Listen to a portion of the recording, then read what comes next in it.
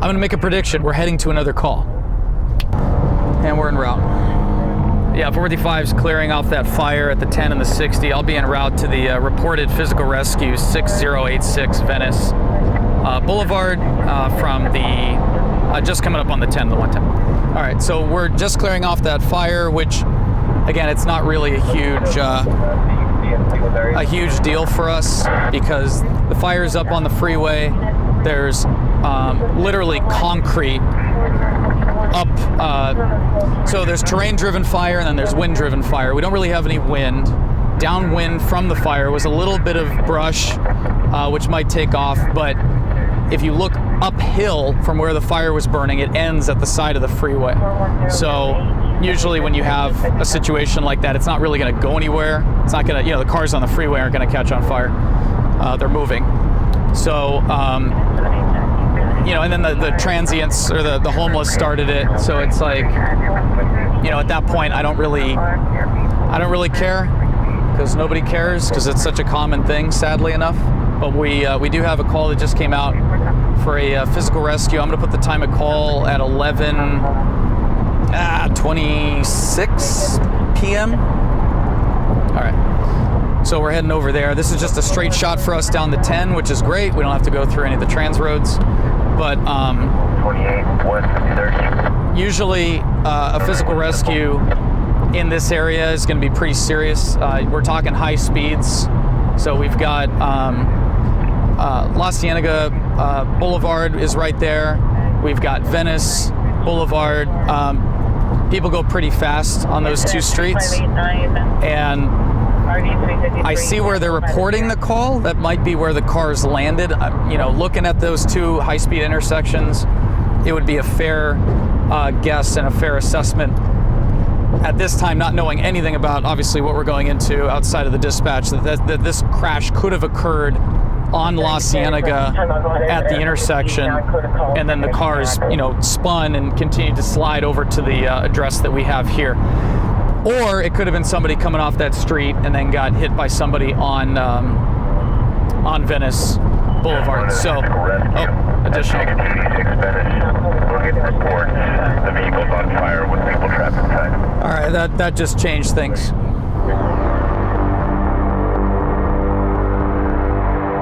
I don't see a vehicle on fire.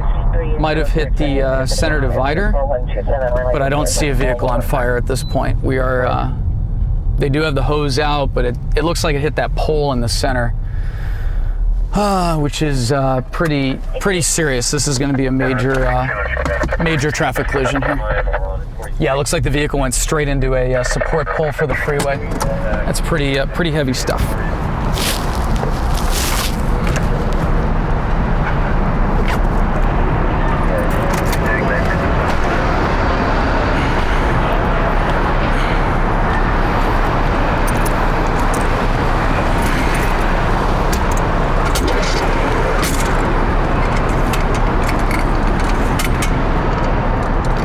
And we've got 2 ambulances already, so I assume they're expecting multiple victims.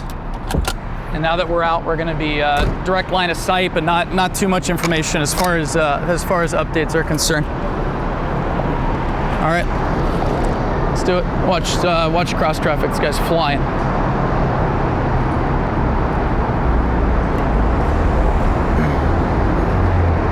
Looks like we got 2 cars. It's gonna be a Mustang and a pickup truck. Oh, it looks like we're transporting 1 victim already.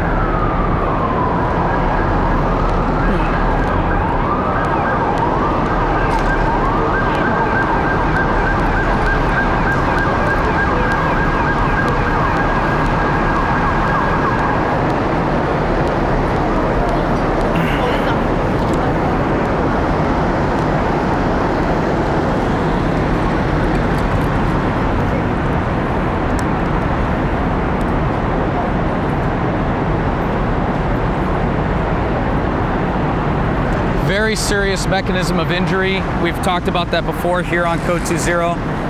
High impact to the rear of the Mustang, and then extremely high impact for the pickup truck that's actually into the pole. These poles don't usually move. You hit a pole like this, your car is going to be the thing that has a problem, not the pole. So we've got multiple, looks like 2 victims. One we've already got transported here. Looks like they're in serious condition, if I had to guess, just looking at the speed that we're talking here. Looks like everybody's out, and I don't see evidence of fire right now. So it looks like no fire and no entrapment because the pickup truck is so big in the cabin department. Cabin space, cabin area. Cabin department? Kind of the department. But yeah, pretty interesting stuff here.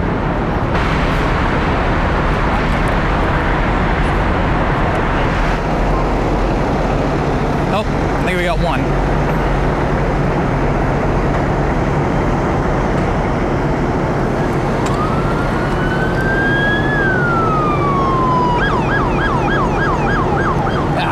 Whatever, we'll get the second one.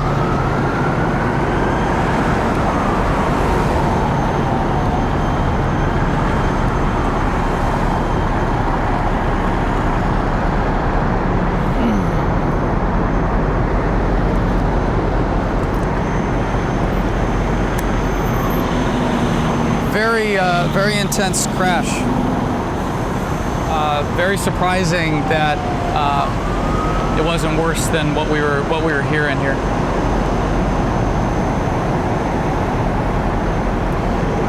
The new cars, the truck over here is very new. The Mustangs, I think I had to guess probably it's 2017, 2018.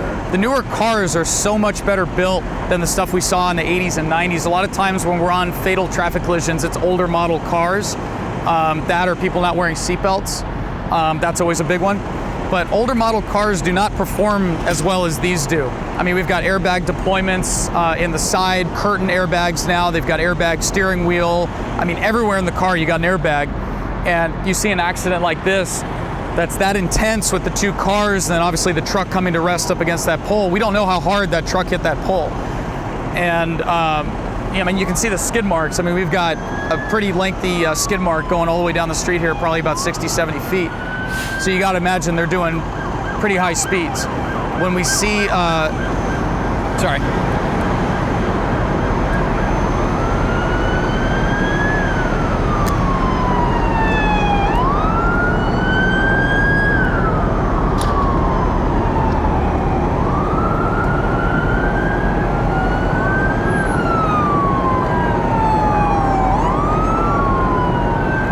Like I was saying,